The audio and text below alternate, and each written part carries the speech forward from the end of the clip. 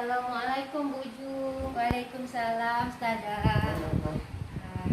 Ustazah ini Bu Yusniar, guru pengajar praktik kami dari guru penggerak. Gini Ustazah, kan Ustazah mau menjumpai saya, ada apa? Ada keperluan yang saya lupa itu. Jadi saya ingin berkonsultasi dengan masalah yang saya hadapi sekarang. Berarti tujuan Ibu sekarang mau menjumpai saya ada masalah. Masalahnya masalah apa, Bu? Itu masalah tentang beberapa anak didik yang saya bimbing. Itu tentang susahnya anak-anak ini menghafal Al-Quran. Beberapa anak-anak yang saya didik, tidak keseluruhan tapi sebagian ya.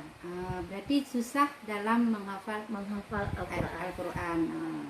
Jadi sebagiannya sudah bisa.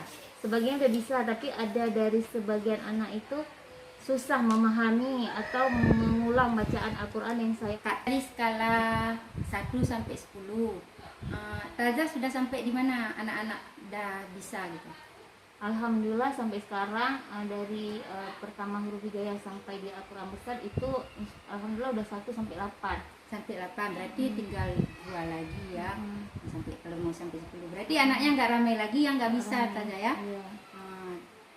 Jadi apa hambatan yang Ustazah jumpai waktu Ustazah mengajar gitu?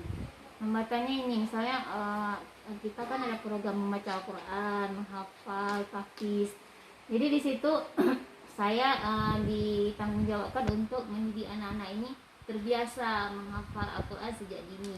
Tapi ada sebagian anak-anak ini susah untuk mengingat, misalnya ayat 1 sampai 10. Jadi setiap harinya mereka mengulang 1 sampai 2. Jadi besok apa yang sudah saya ajarkan itu mereka lupa, tidak mengingatnya kembali.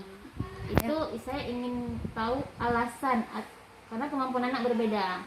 Jadi bagaimana cara untuk kita mengatasi anak-anak yang kurang memahami? Kalau menurut Ustazah, solusi apa yang patutnya kita buat untuk anak kita itu? Kalau menurut saya, pertama anak-anak itu tidak belajar atau mengulang itu di rumah sekolah, tapi mereka butuh bimbingan atau mengulang murajaah itu di rumah. Murajaah ya, bagus sekali murajaah. Berarti dalam satu ayat itu berapa kali Ustazah ulang? Itu kalau dulu ya? Kalau dulu 5 atau 6 kali. Berarti sekarang boleh ditambah lagi mungkin ya, sampai satu ayat itu sampai kira-kira 10 ya. Berarti habis itu apa lagi solusinya? Di samping mengulang, berarti anak-anak lebih sering mendengarkan audio gitu ya. Di rumahnya misal daripada dia bermain gitu atau dengan smartphone lebih baik smartphone itu digunakan untuk mendengar.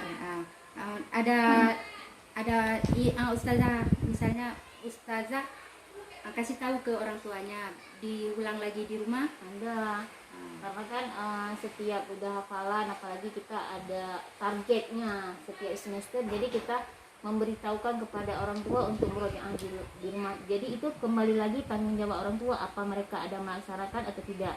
Efek yang kita dapatkan, sebagian anak lancar tapi sebagian enggan gitu. Jadi itu kembali lagi ke orang tua. Kita sudah berusaha Ustazah ya. Berarti solusinya Ustazah sudah dapat tadi, sering murajaah.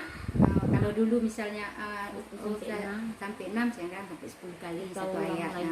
Biar cepat bisa. Habis itu harus ada juga diulang lagi di rumah. Boleh saya tambah satu lagi, mungkin ayat-ayat pendek itu boleh ditempelkan di dinding ya. Saya tambah ya. Terima kasih. Kemudian apa strategi Ustazah untuk kelancaran membaca itu? Itu pertama anak-anak sebelum terbiasa sendiri, karena anak-anak belum bisa membaca Al-Quran. Jadi dari saya sendiri mentalkinnya. Mengulang kembali berarti. Mentalkin artinya mengajarkan anak dari lisan saya, mereka mendengarkan. Mendengarkan kembali setelah Ustazah baca, anak-anak mengulang apa yang saya sampaikan. Berarti setelah Ustazah membaca ya, jadi anak-anak dengar dulu apa yang Ustazah ucapkan, kemudian mereka mengulang. sekali Kak. Oke, terima kasih. Mudah-mudahan nanti ke depan lebih ini ya. Lebih meningkat. Kemudian komitmen Ustazah dalam melaksanakan ini apa? Saya komitmen saya seperti program pertama saya, sebelum mereka mengenal hafalan Al-Quran, lebih baik mereka mengenal huruf hijaiyah itu sendiri. Karena kenapa? Setelah mereka bisa membaca Al-Quran, berarti dengan sendirinya hafalan itu bisa memperbaiki. Bagus. Tindak lanjut yang Ustazah lakukan. Tindakan lanjut berarti seperti tadi yang saya katakan, pertama bimbingan dari rumah sekolah, kedua dari orang tua, dan sekali lagi tadi anak-anak sering mendengar audio, karena audio itu merupakan tahapan perkembangan anak-anak dalam hafal Al-Quran. Dan kemudian tambah lagi sama Bu Ido tadi, terima kasih, itu menempel mungkin ya. Jadi anak-anak mungkin terbiasa dengan huruf hijaiyah atau dengan beberapa ayat Al-Quran. Kalau misal mereka tidak bisa, berarti bisa orang tuanya mentalkinkan.